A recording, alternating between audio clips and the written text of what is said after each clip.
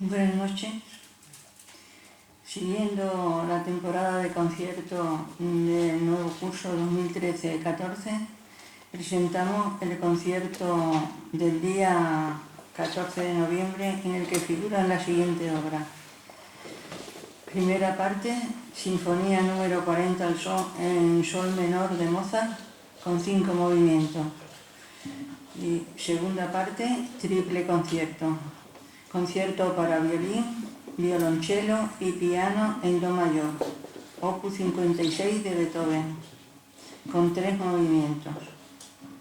Para ello nos acompaña don Álvaro Albiá, director artístico y titular de la Orquesta de Extremadura, a la que dirigió por primera vez en junio de 2012. Y sin más, te cedo la palabra, Álvaro. Bueno, buenas tardes. Gracias por venir a los que hoy somos menos de lo habitual, ¿no? Somos unos pocos más. Imagino será por el cambio del día, porque, bueno, normalmente esto es miércoles y hoy es martes. La razón del cambio, también aprovecho para comentar que es porque el trío que actuará como solista en el triple toca mañana para la Sociedad Filarmónica en el edificio de Diputación. Entonces, evidentemente, no íbamos a hacer coincidir una cosa con otra y cambiamos el día por esto, ¿no? También les invito, evidentemente, a que vayan mañana a escuchar el trío.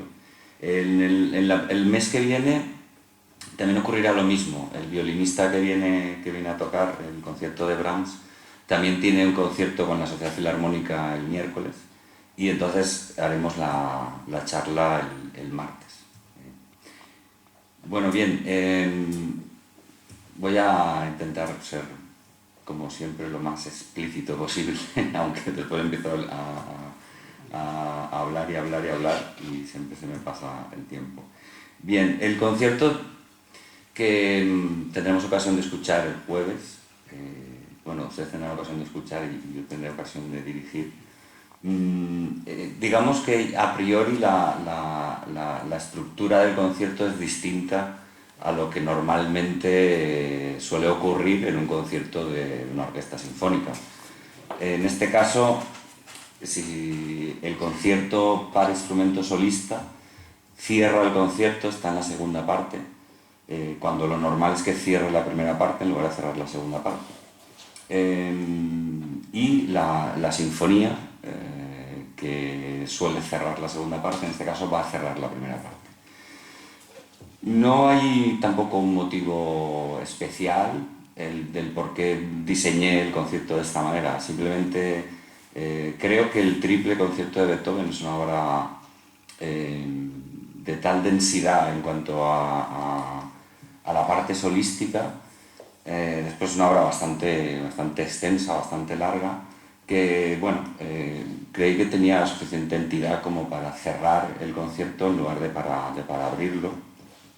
Y después el diseño del resto del concierto está pensado un poco en torno a la idea de una orquesta clásica y de, más que nada, una idea más íntima o más camerística, por llamarlo de alguna manera. El triple concierto es un concierto que, digamos, se sale un poco de la línea de lo que Beethoven tiene como concepto de concierto en sus 5 conciertos para piano, sobre todo el último, ¿no? El Emperador o el concierto para violín, e incluso del concierto que viene después, ¿no? El triple concierto, ya simplemente por el hecho de pensar un concierto para 3 solistas en lugar de para uno solo, digamos que enlaza mucho más en torno a la idea de lo que antaño, ¿no? En el barroco había sido el concierto grosso, que, bueno, es una manera, digamos, de enfrentar, entre comillas, o de dialogar, digamos, una palabra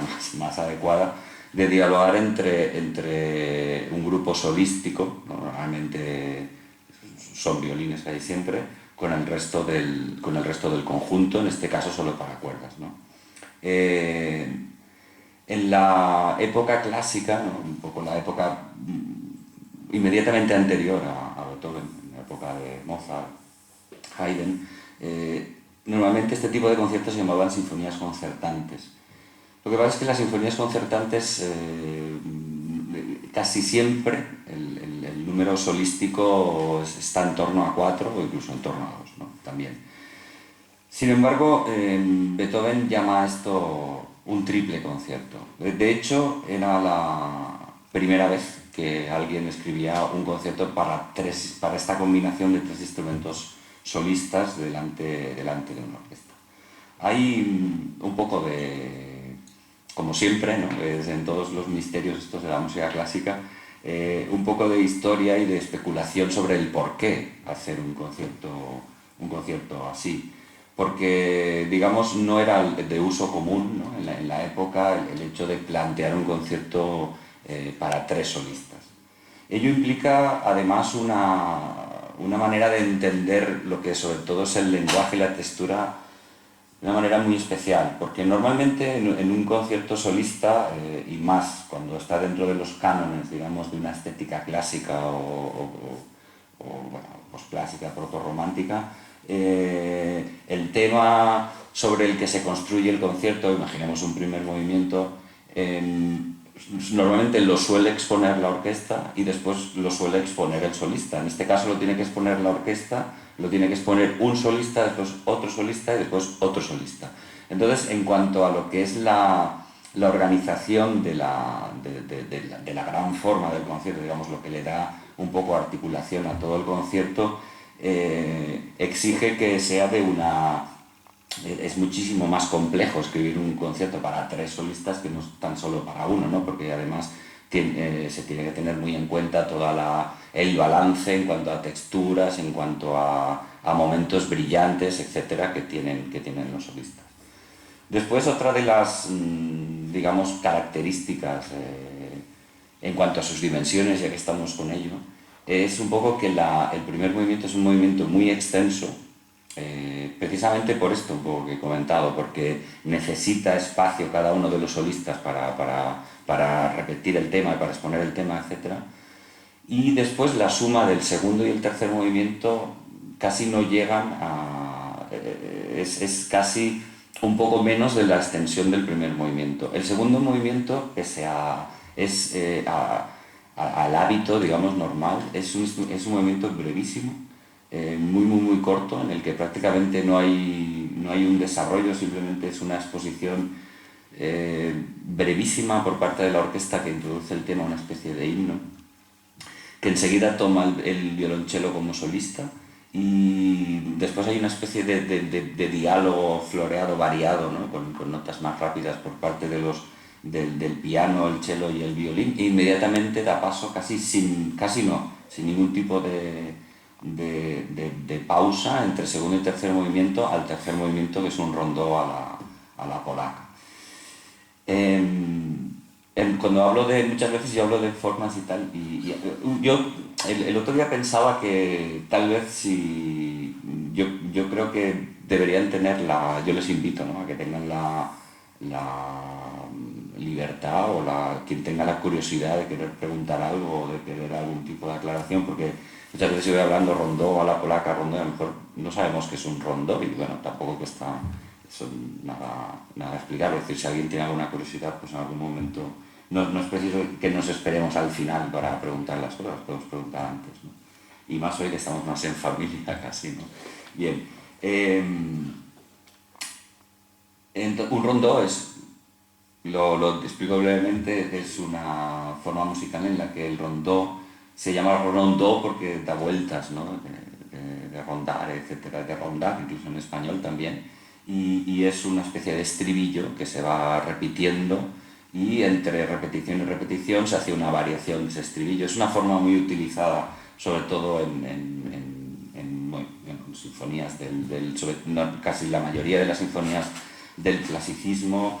En el último movimiento suelen tener la forma de rondó sonata, ¿no? Digamos que es una especie de elaboración entre esta especie de repetición con estribillo, típico de cualquier canción, con la elaboración de la forma sonata. Entonces, también es un concierto que es extraño, entre comillas, en cuanto a sus proporciones, precisamente por lo breve de este segundo movimiento. Después, en cuanto a su digamos, a la distribución del rol solístico entre los tres miembros del trío solista. Aquí es donde viene un poco el punto de la especulación, ¿no? Porque Beethoven dedica el concierto al príncipe Lobkowitz, que era un mecenas y un protector de Beethoven, le dedica a la tercera, a la quinta sinfonía, a diferentes tríos, creo que algún concierto para piano, si no me equivoco, el cuarto y el quinto. Y sobre todo el hermano del príncipe, que es el archiduque Rudolf de Habsburgo, tiene aquí un papel importante. El archiduque Rudolf fue alumno de Beethoven, tal vez el alumno más fiel a Beethoven, con el que tuvo más relación en cuanto a duración en el tiempo. Como ustedes imagino que sabrán, Beethoven era un tipo bastante especial, según nos cuentan todas sus cartas, todas sus anécdotas, etc., con un carácter bastante complicado en cuanto al trato, digamos, social. Después era una persona que tenía, evidentemente, un defecto enorme para un músico, bueno, decir, un defecto, una enfermedad, entiéndamese bien, ¿no? Que es una sordera, que en esta época aún no, digamos que estos problemas no los tenía, porque el concierto es bastante, de una época bastante temprana, pero era complicado que Beethoven pudiera conservar un alumno durante mucho tiempo, precisamente por eso, porque no era precisamente un modelo pedagógico a seguir, ¿no? Sin embargo, tuvo una relación muy estrecha con el archiduque Rudolf. Era maestro suyo de piano y maestro suyo de composición. El archiduque Rudolf tenía 15 años cuando se compone el concierto y era pianista. En el estreno no participó él, pero se supone que la concepción de la parte de piano estaba un poco pensada para que fuera el archiduque con 15 años el que tocara esta parte solista.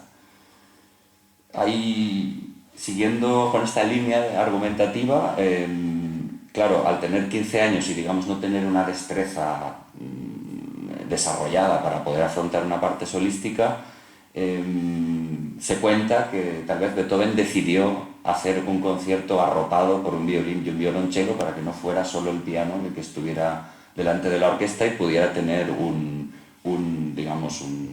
arrope, ¿no? Y no estuviera expuesto a él solo, al tener que afrontar él solo todo este papel. Después hay otra gente, como siempre, que echa absolutamente por suelo esta teoría porque dice que la parte de piano no es en absoluto una parte fácil que pudiera afrontar cualquiera que no tuviera una formación sólida. Pero claro, no sabemos qué formación tenía el archiduque a los 15 años y bueno, en un principio sí que es verdad que el peso del concierto, el peso en cuanto a que el instrumento que en los tres movimientos abre y expone las líneas melódicas del primer instrumento solista que aparece y quizá el tratado que tiene más responsabilidad, teniéndola a los tres, evidentemente, en este caso es el violonchelo, ¿no? El violonchelo, como he dicho antes, abre tanto el primer movimiento como el tercero como el segundo, ¿no? Y digamos que es un poco el que lleva el timón, por llamarlo de alguna manera, de los tres instrumentos, tanto del violín como del piano. Y el piano aunque tiene momentos evidentemente brillantes, digamos que tampoco es una escritura típica de concierto para piano que Beethoven evidentemente dominaba a la perfección, ¿no? Otra de las características que hacen un poco especial al concierto y sobre todo también típico de los concertantes es que no tiene cadencia. La cadencia normalmente es el momento que suele estar en el primer movimiento siempre, a veces en el último también, en el que el solista toca, muestra todas sus habilidades, todas sus virtudes, todo su virtuosismo técnico. Y en esta ocasión, en el triple, tampoco hay un momento de cadencia, digamos. Esto claro, teniendo en cuenta la brillantez y la fama, ¿no? La absoluta maestría que tiene, por ejemplo, el concierto para violín o el quinto concierto para piano, digamos que de alguna manera el triple concierto, incluso en vida de Beethoven, fue un concierto que no gozó de una buena respuesta, ¿no? Por parte del público. Incluso muchas críticas de la época decían que en realidad era como un trío con un acompañamiento orquestal, ¿no? En lugar de ser un concierto en el que la orquesta y el trío solístico dialogaban de una manera, digamos, de tú a tú.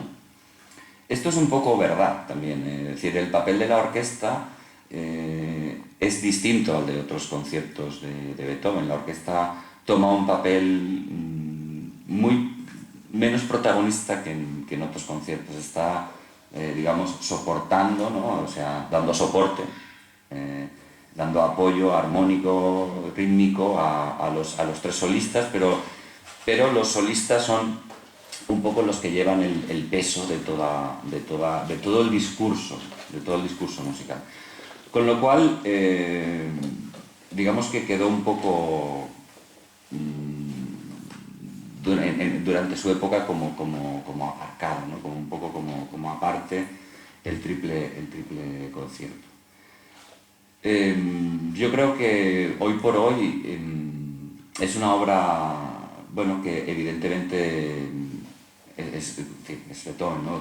Hay elementos que son absolutamente reconocibles, sobre todo en el primer movimiento. Es, digamos, un movimiento absolutamente beethoveniano, ¿no? En cuanto a la elaboración de la textura, de la dirección de la melodía, etcétera, etcétera, y que tal vez tiene un toque, digamos, íntimo, ¿no? que en otro tipo de conciertos no tiene. Bueno, yo creo que ustedes lo van a disfrutar, porque además tenemos la suerte de poder contar como trío solista con el trío Arriaga. Ellos precisamente ayer y el domingo estuvieron tocando el concierto con la Gulbenkian en Lisboa. Y bueno, por eso un poco están aquí, ¿no? Porque los hemos recogido y los hemos traído para acá para que toquen con nosotros el concierto, y seguro que les va a gustar. La primera parte empieza con una obra que no es habitual ni la estética ni la obra en sí. Y es una obra de Henri Dutilleux, Mystère de l'instant. La razón, aunque tampoco hay mucho que justificar, pero a mí sí que me gustaría que supieran que la razón del por qué la orquesta tocaremos el Mystère de l'instant el jueves es porque Dutilleux, que fue yo creo que uno de los compositores más importantes que ha dado la música clásica en el siglo XX, falleció en mayo de este año, ¿no? Entonces, de alguna manera, hemos querido honrar, ¿no? la memoria de Dutilleux tocando esta obra. ¿Hubiéramos podido escoger otra?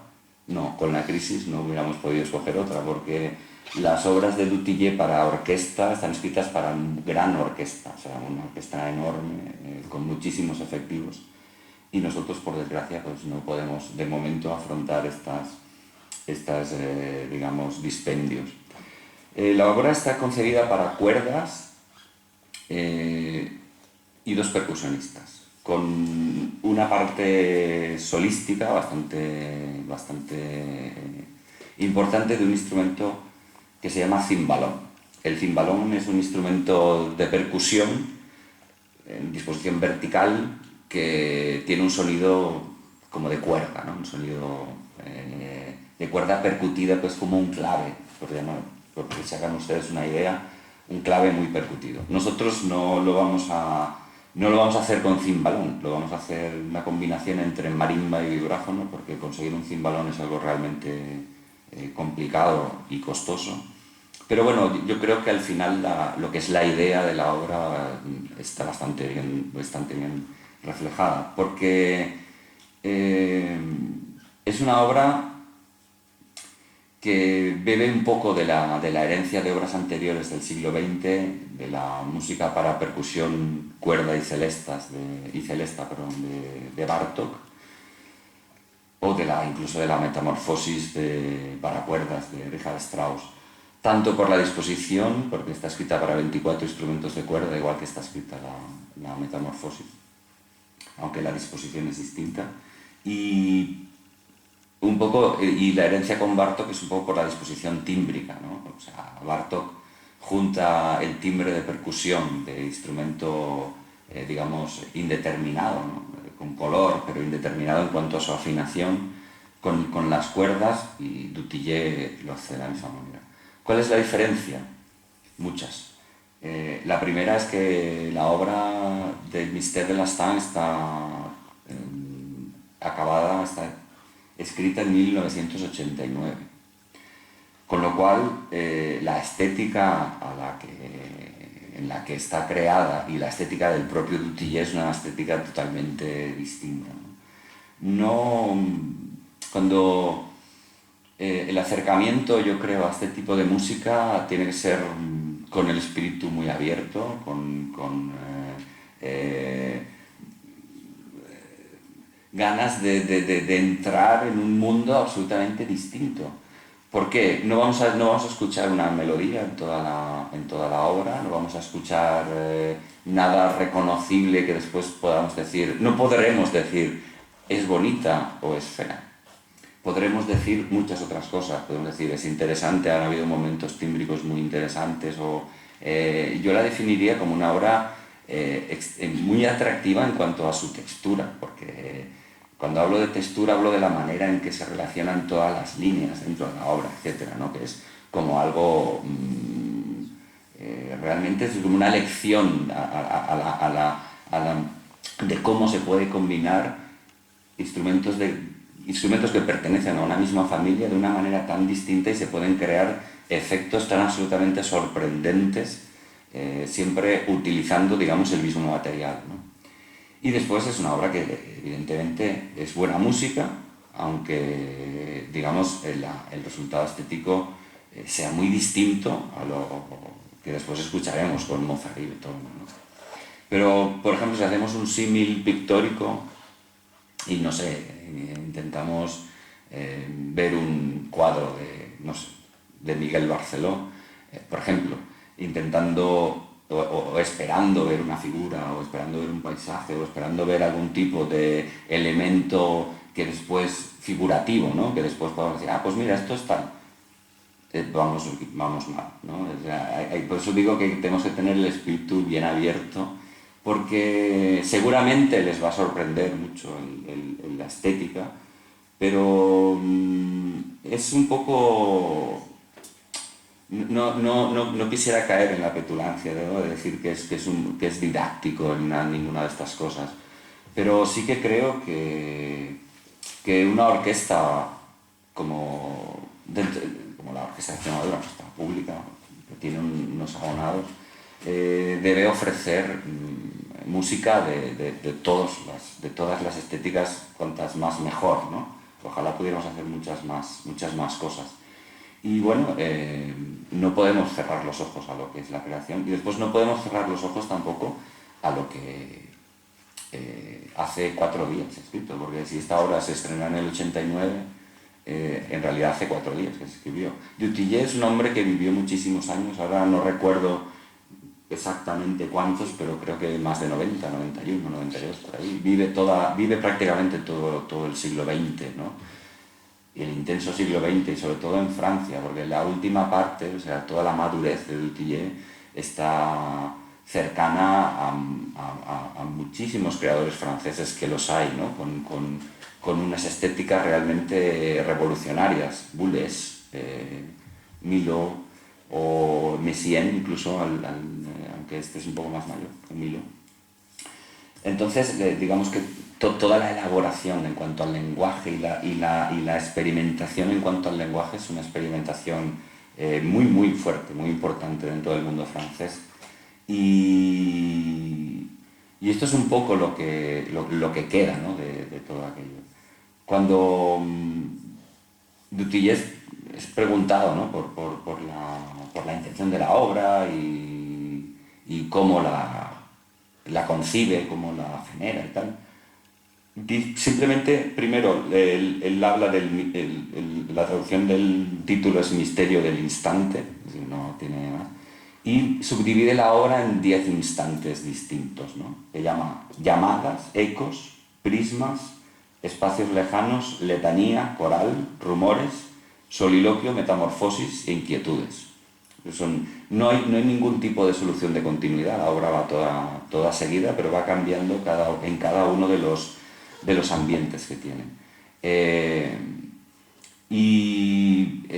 Dice que no tenía ningún plan prefijado de cómo tenía que ser la obra.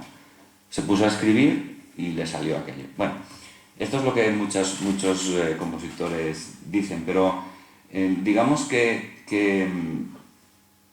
la propia música, la propia composición, la propia idea, ¿no?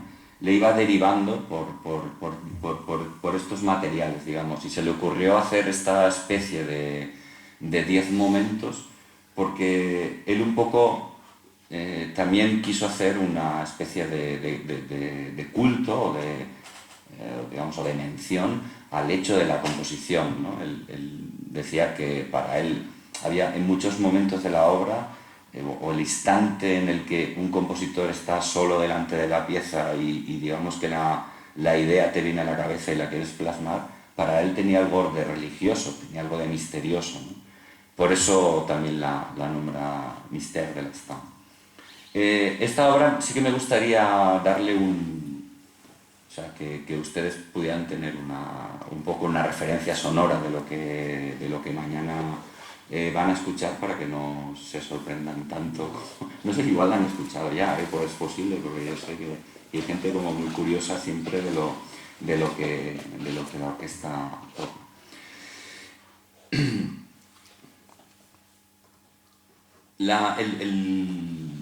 El primer número, conforme empieza, yo os voy contando un poco así rápidamente, un poco la estética sobre la que estamos.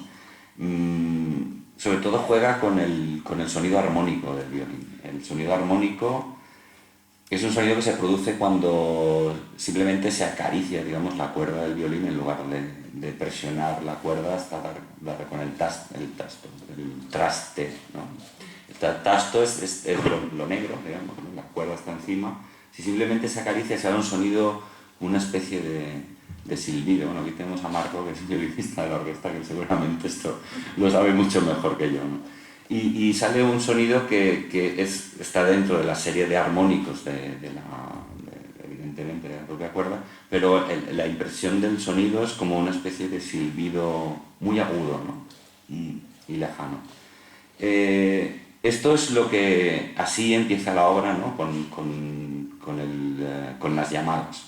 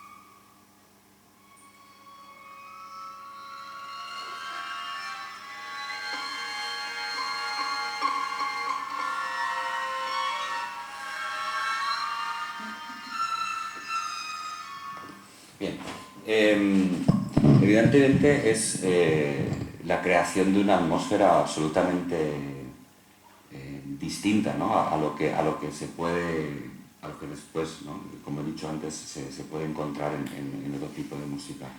Como ven, el efecto del armónico es absolutamente, según mi manera de verlo, ¿no? Conforme lo utiliza, es absolutamente encantador, ¿no? Porque de repente es como que te transporta a una especie de música casi de las esferas, ¿no?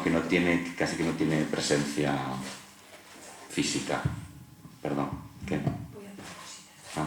Ya, para que no haya este baile de... Bien. Uy. Es que ahora como hay dos.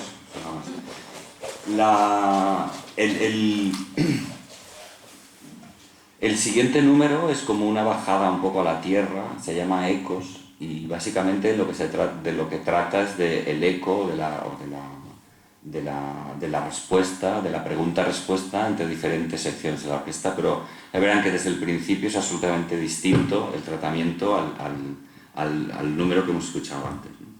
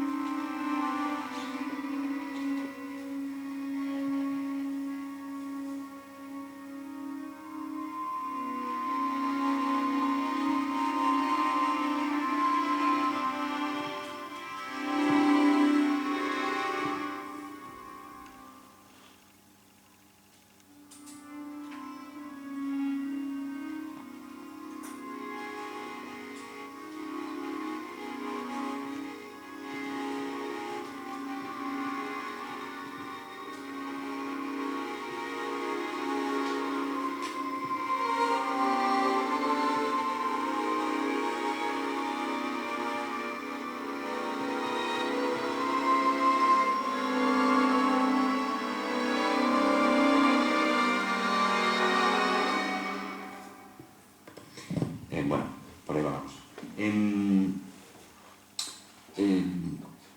Yo entiendo que pueda ser... No sé lo que... Tal vez alguna vez podríamos hablar un poco en las charlas del día, hablar de lo que pasó, ¿no? Un poco y saber un poco cuáles eran las impresiones, porque también estoy completamente convencido de que la impresión no es exactamente la misma. Cuando alguien escucha... cuando ustedes escuchan las obras, por curiosidad y tal, o por ejemplo escuchar aquí, que se escucha, que tenemos que estar con el micro para abajo y para arriba, que después cuando se vive en directo, evidentemente la música vivida en directo tiene otro efecto que es muchísimo más envolvente, ¿no? Muchísimo más mágico que el que tiene en una grabación, por muy buena que sea. A veces hay grabaciones que son realmente impresionantes. Bueno, continúa, digamos, circulando por diversos tipos de estéticas, ¿no? Él, por ejemplo, fue una persona muy reflexiva, muy, digamos, preocupada de lo que les he comentado antes, ¿no? Del hecho de definir o de buscar un poco toda la magia o todo el proceso en el que una idea musical se fija en la cabeza. Él muchas veces se preguntaba o se pregunta en una entrevista que le hacen sobre el misterio, ¿no? O sea, ¿por qué se fija una idea musical en la cabeza y otra no, ¿no? O sea, ¿qué es lo que nos lleva a elegir un determinado tipo de estética o qué nos lleva a elegir el que trabajemos sobre pizzicatos o trabajemos sobre tango? Y aquí, como les he dicho antes, es una especie de muestrario sobre todas las posibilidades o muchas de las posibilidades que ofrecen los instrumentos de cuerda, porque aún se podría ir más allá, ¿no? Por ejemplo, en este segundo ven que el sonido que se produce es un sonido más o menos, un sonido normal, no es el sonido armónico que teníamos en el primer movimiento. En el tercer movimiento, básicamente el sonido sobre el que trabaja es el sonido del pizzicato, es prismas, es muchísimo más rítmico que los otros. En letanías es por primera vez utiliza todo el bloque de cuerdas tocando a la vez, tocando una misma melodía, lo que sería una letanía, ¿no? que es una cosa monódica, ¿no? Es algo monódico, es algo que simplemente tiene una línea, que simplemente tiene una línea, una melodía que están tocando todos los instrumentos a la vez y que va siguiendo, una especie de canto gregoriano, por llamarlo de alguna manera, para que sea más fácil de colocar. Por ejemplo, letanías Suena, a ver si lo acierto. No, no es lo mismo.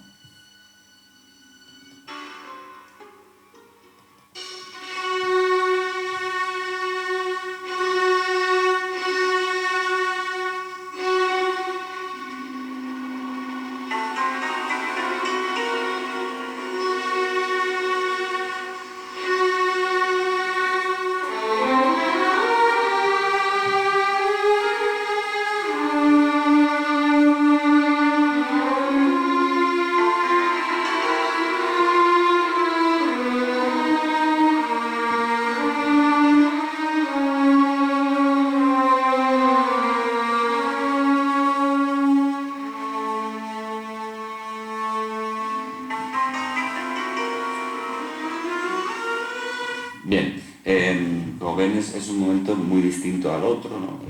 Un momento en el que casi reconocemos, es una melodía, aquí sí que la hay una, ¿no?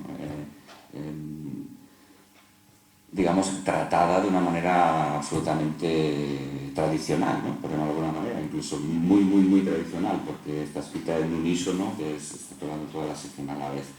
Después hay un coral en el que utiliza un cuarteto de violonchelos como parte solista. Después en Rumores utilizan muchísimo el glissando, es un número que tiene para mí, un atractivo especial. Utiliza muchísimo el glissando con un sonido muy piano que da un efecto absolutamente como muy sideral, ¿no? Por llamarlo de alguna manera. En Soliloquios utiliza la parte solista un violín solista, un violonchelo solista, y le da cierto protagonismo un poco al estilo de lo que sería un concierto grosso, ¿no? Que antes comenté al principio. Y después hace una metamorfosis, que es un cambio, evidentemente, esto lo saben perfectamente, sobre el nombre del director que le encarga la obra, porque esta obra nace de un encargo. Le encarga la obra Paul Sacher.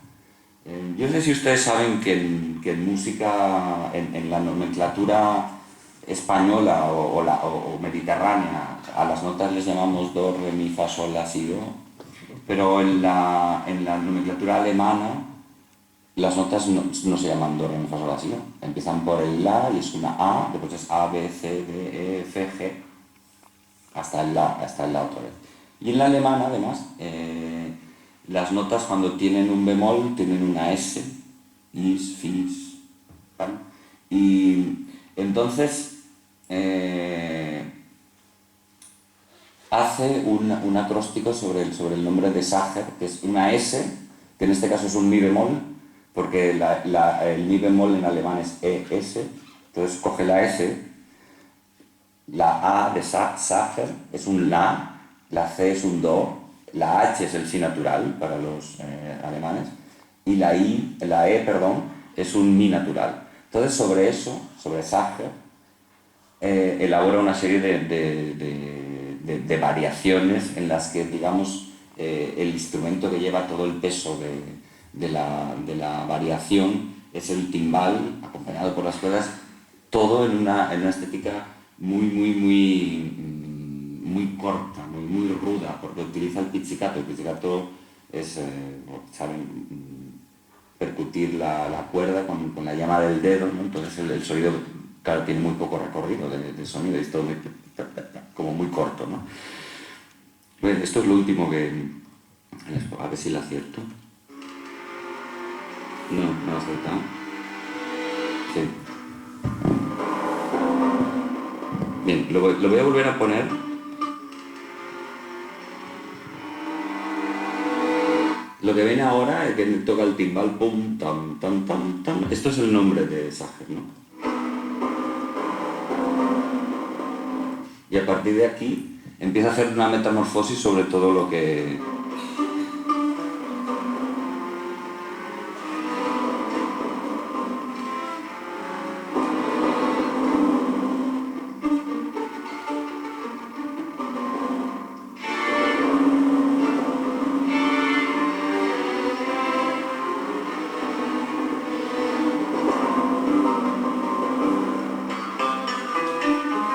Bueno, y así hacia adelante.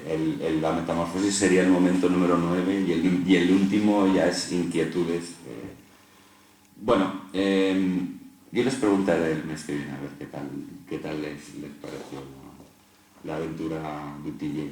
A ver, yo creo que, bueno, que les va a resultar interesante. Bien, y después el concierto lo completamos con una de las obras, yo creo que tal vez, no sé si al mismo nivel o debajo de la quinta de Beethoven, la música más, una de las músicas más famosas que se puedan reconocer, ¿no? Que es la Sinfonía 40 de Mozart en sol menor.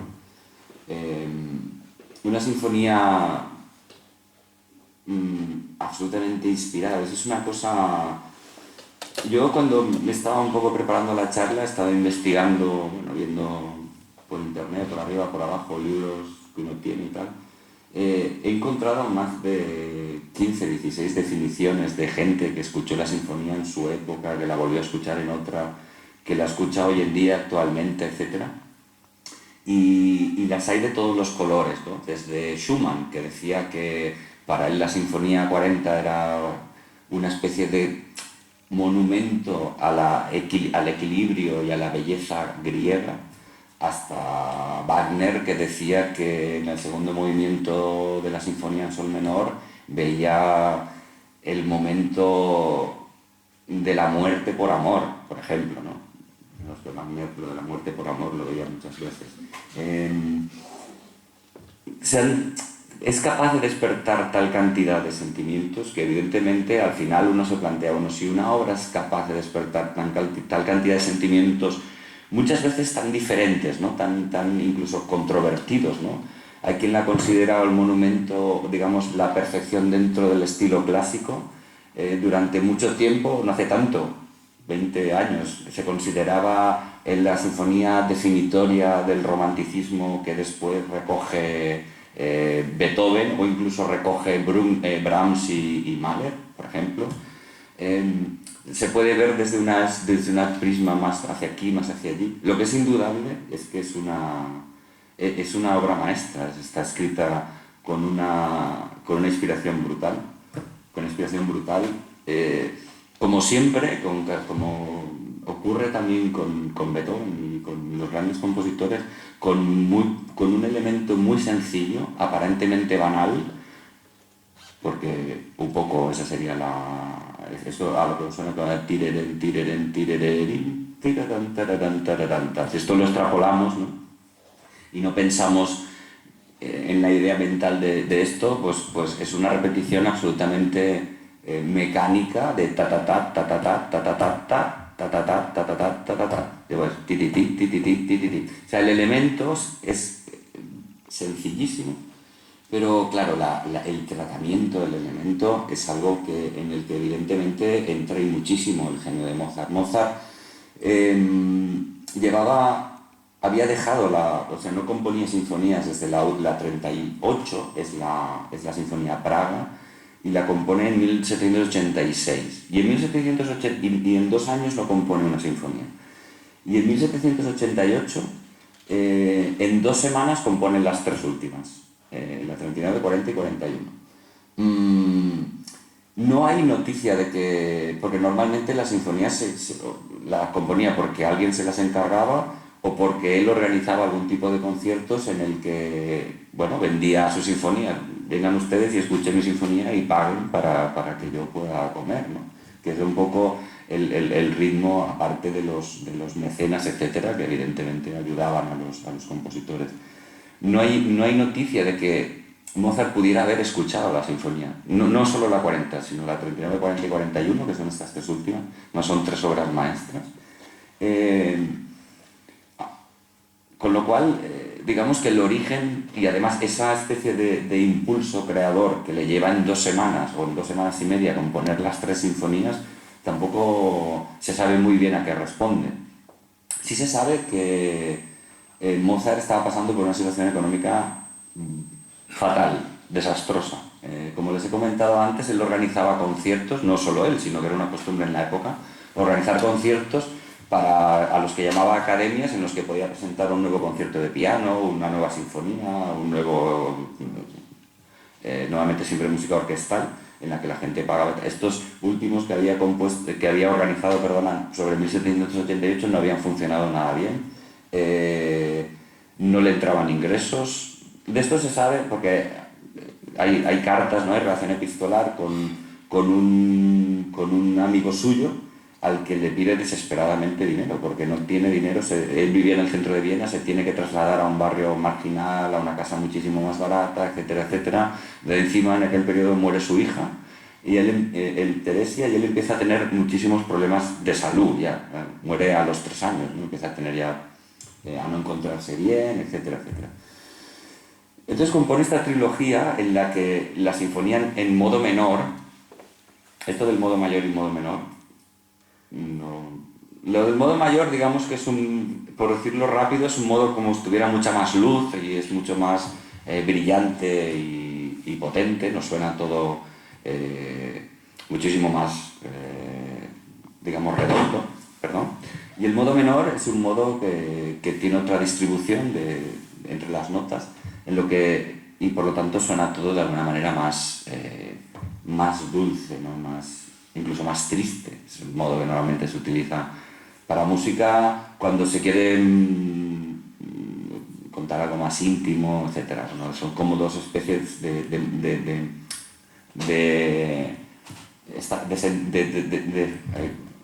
maneras de estar. Es que no me sale la palabra, porque ya estaba pensando que precisamente en inglés mood, que tiene un poco que ver con modo, mood significa estado de ánimo, ¿no? Si tienes good mood es que estás de buen humor, y si bad mood es que estás de mal humor, ¿no? Pues un poco viene por ahí, ¿no? En el que compone en modo menor es la 40. Incluso durante toda su producción solo compone 2 sinfonías en modo menor. Precisamente una la tocamos el año pasado en el primer concierto, si no me equivoco, en el primer concierto de temporada, que fue la sinfonía en sol menor, la 25. No sé, es que no recuerdo si fue la 25 o la 29 la que tocamos en el primer concierto. Y otra es esta.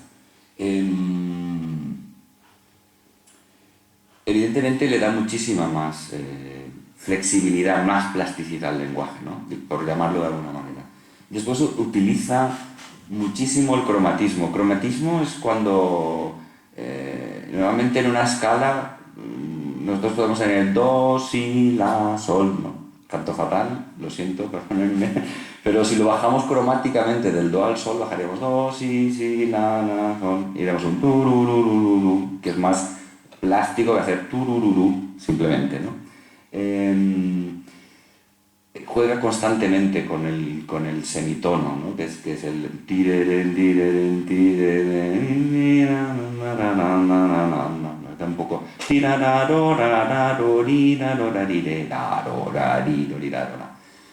es constante, sobre todo en el primero y en el último, bueno, en los 4 movimientos, perdón. Entonces le da muchísima más calidez, ¿no? Digamos, al discurso.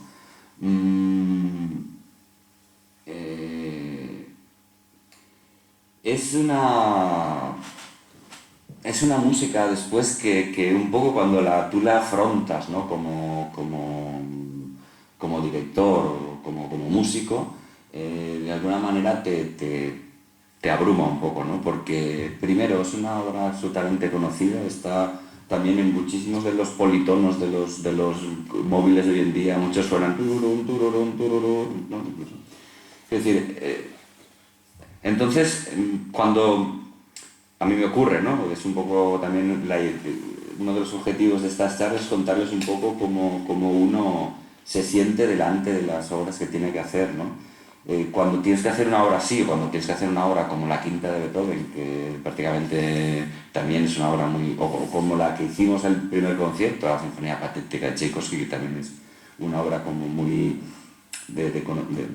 que conoce mucha gente, y son tan, digamos, obras tan perfectas, muchas veces, digamos, tú te sientes un poco como sobrecogido por enfrentar o querer trabajar sobre un material tan bien hecho, ¿no?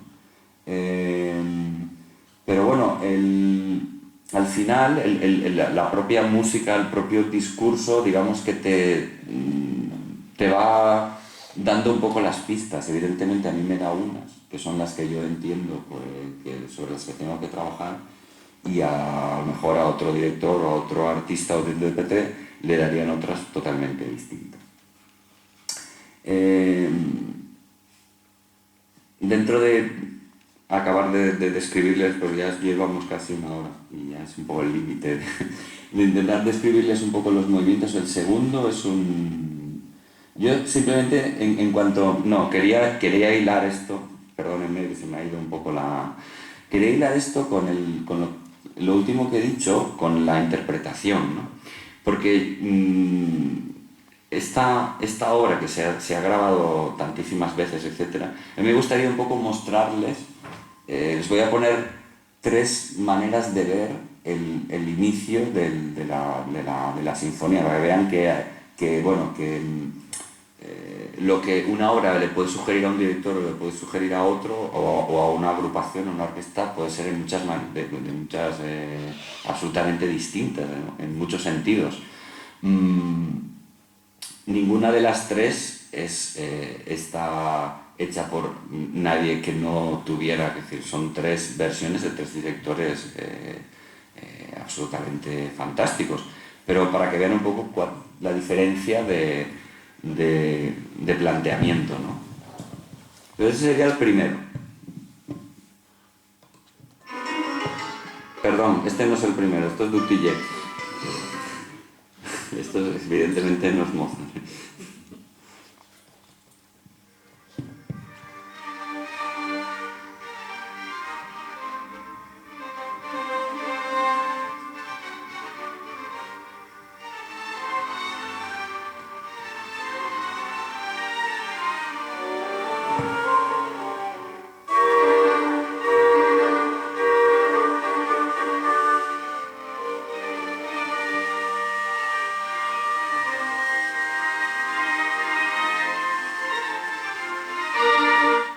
Bien, una manera de verlo.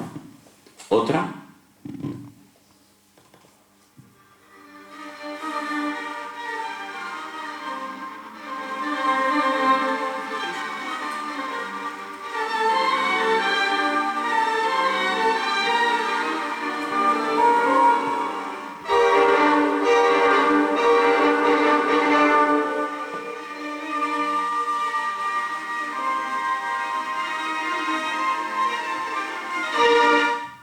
Y una tercera. Si la encuentro.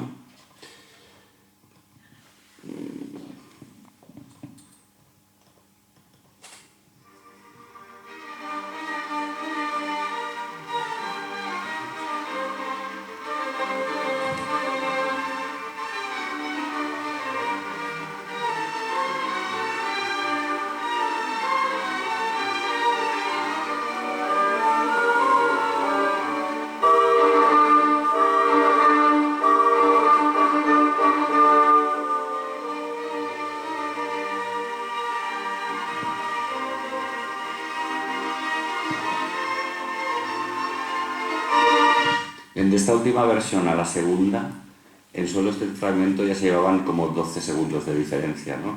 De una con otra. Como les he dicho antes, son 3 grandes directores, a los que evidentemente todos tenemos en reverencia, ¿no? Carl Böhm, Nicolás Harnoncourt, Claudio Abbado. Esos son 3 personas que no tienen, son 3 artistas que no tienen ningún tipo de discusión, pero tienen una visión totalmente distinta, cada uno de los 3, de lo que la obra significa, ¿no? Eso es un poco a mí, ya, y con esto acabamos, me gustaría hacer un poco este tipo de reflexión, ¿no? Porque muchas veces esto es lo que supone el enfrentarse, ya no solo a esta obra de Mozart, sino a cualquiera, ¿no? A cualquier obra, a la de Dutilleux también, ¿no? Muchas veces, a mí me preguntan muchas veces, imagino que me continuarán preguntando muchas veces, y oye, ¿y qué hacéis los directores delante de la orquesta, ¿no? Pues esto. Proponer una manera de interpretar, proponer una manera de hacer, A veces tenemos más fortuna y a veces tenemos menos, pero al fin y al cabo acabamos, digamos, dándole forma a lo que se escucha en cuanto a la velocidad, a la intención, a la articulación, y al final, digamos, ahí se obtiene un resultado que, bueno, puede ser más o menos satisfactorio, pero ahí están ya los gustos de cada uno. Pero claro, esto es la propuesta, digamos, que tanto el director, en este caso yo, como la agrupación, en este caso la Orquesta de Extremadura, pues esto es lo que les podemos ofrecer, ¿no? Digamos.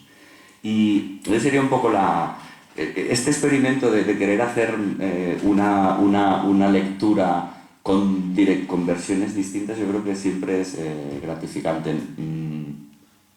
La diferencia un poco está en gustos estéticos también, porque de esto yo creo que también es una cosa que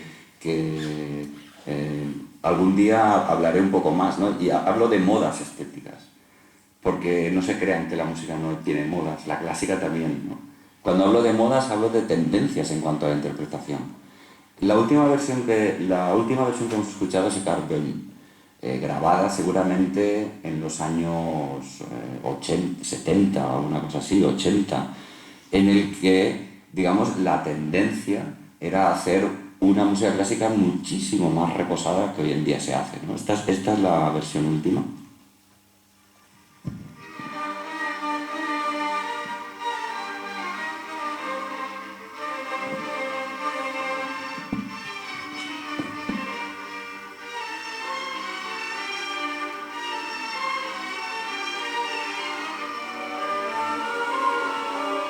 Entonces, con un sonido muchísimo más contundente, ¿no? Sonando todas las notas hasta el final.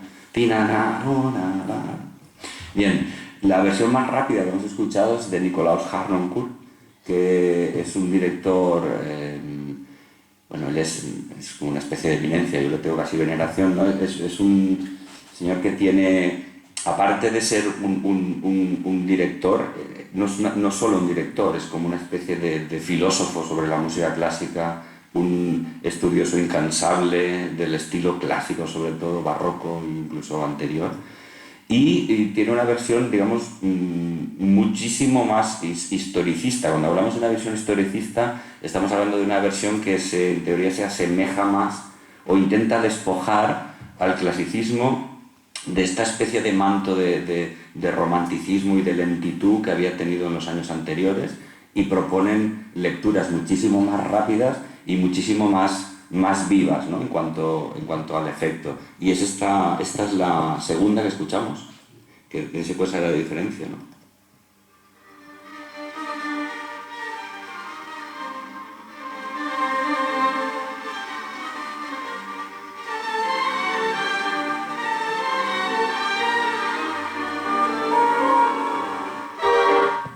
Es absolutamente distinta en cuanto a la velocidad, en cuanto a la intención. Si se fijan, la línea tiene muchísimo más dibujo que tenía en la primera, ¿no? Pues baja más, tal. Y después tenemos una versión, digamos, estándar dentro de lo que sería las versiones, que es la de Claudio Abbado, que es la primera que les he puesto, que estaría un poco a camino entre una y otra, ¿no? El tempo es muchísimo más moderado que la de Harnoncourt, pero no estamos hablando de lo de Carvel de los años anteriores, ¿no? Que por recordarse.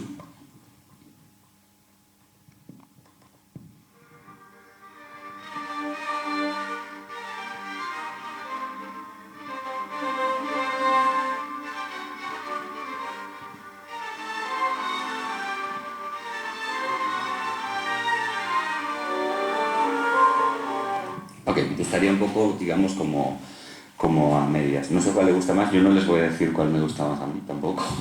Depende un poco de digamos, del estado, ¿no? De ánimo y tal, y depende de muchas cosas, la verdad. Muchas veces se encuentran cosas maravillosas, no por el hecho de que tengan más años, desde las versiones o las lecturas, son menos interesantes. En este caso, no sé si a lo mejor lo han entendido así, no es así,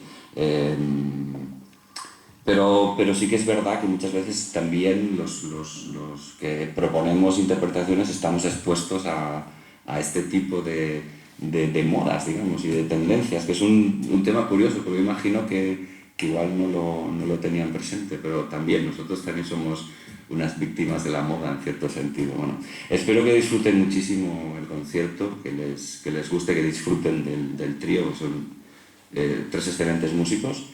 Y nada, bueno, si tienen alguna curiosidad que quieran...